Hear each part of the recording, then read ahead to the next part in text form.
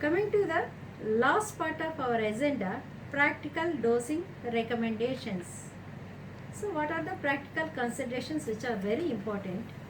First is the dose at initiation, and second one is the mealtime relation, third one is the titration, and fourth one is the intensification, and fifth one is the co-administration with other antidiabetic drugs, and last one is the choice of device. So coming to the first one, administer the dose with the largest meal of the day. So you can initiate the ida gas with 10 units with many major meal according to the patient, or by taking readings from the SMBC, either with breakfast, either with lunch, or either with the dinner. So administer ida gas OD with most carbohydrate heavy meal of the day can be given with different meals on different days. This is the advantage.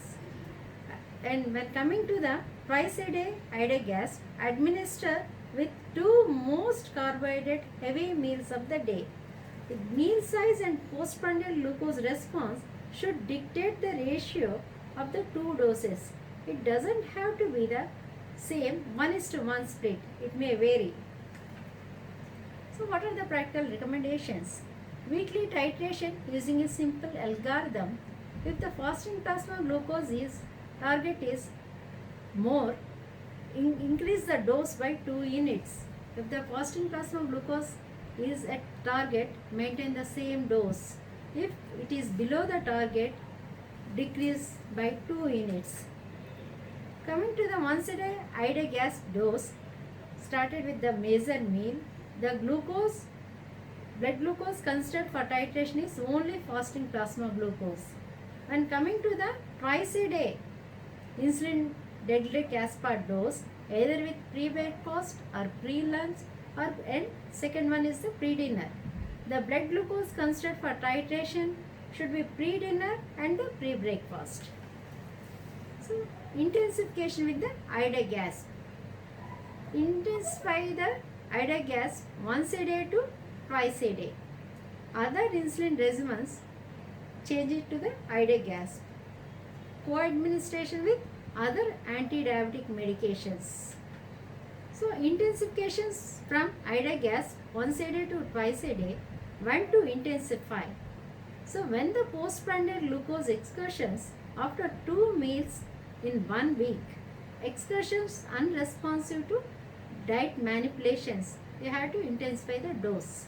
And when the body dose exceeds more than 30 to 40 units, you have to intensify the dose of ida gas from body to BD. How to intensify? Total daily dose split over 2 meals with greatest carbohydrate content. The ratio based on the relative carbohydrate content and the postprandial glucose excursions. And switching from ida gas from other insulin regimens, basal insulin or premix insulin once a day to ida gas once a day or twice a day in the same units, and the basal insulin or premix insulin twice a day when shifted to the ida gas twice a day or once a day with the same units. And when coming to the basal plus bolus treatment, the ida gas is individualized as required.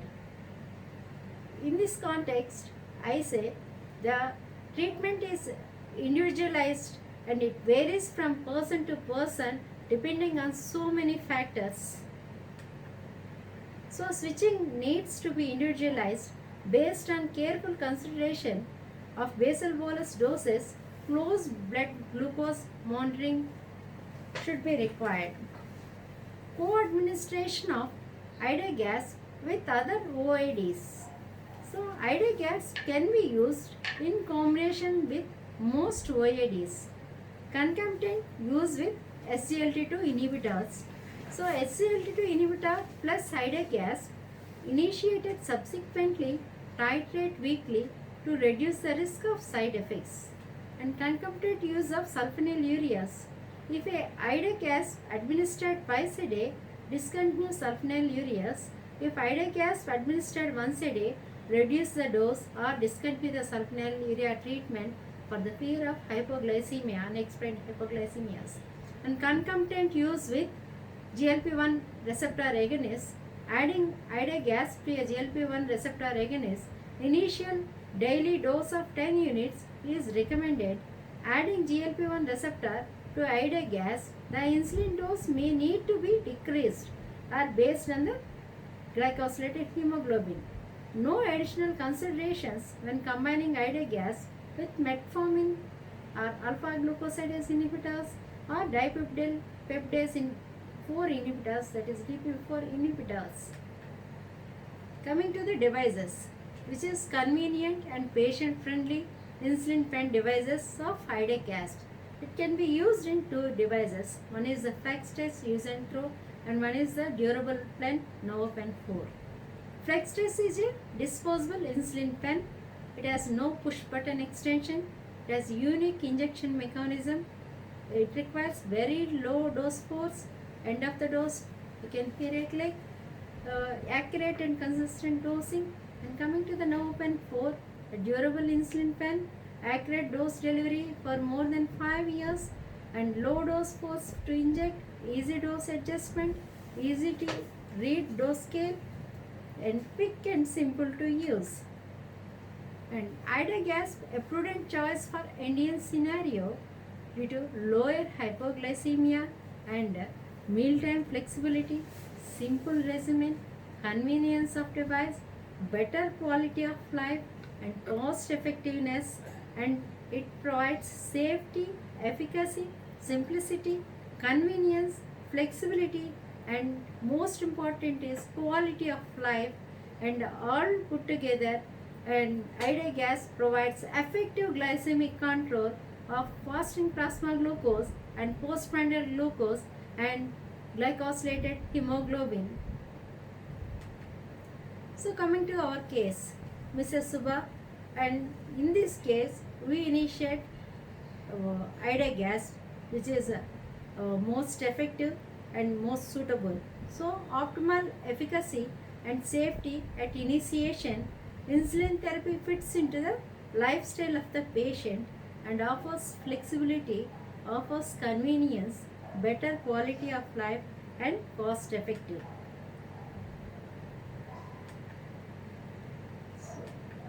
Thank you. Thank you for your patient listening.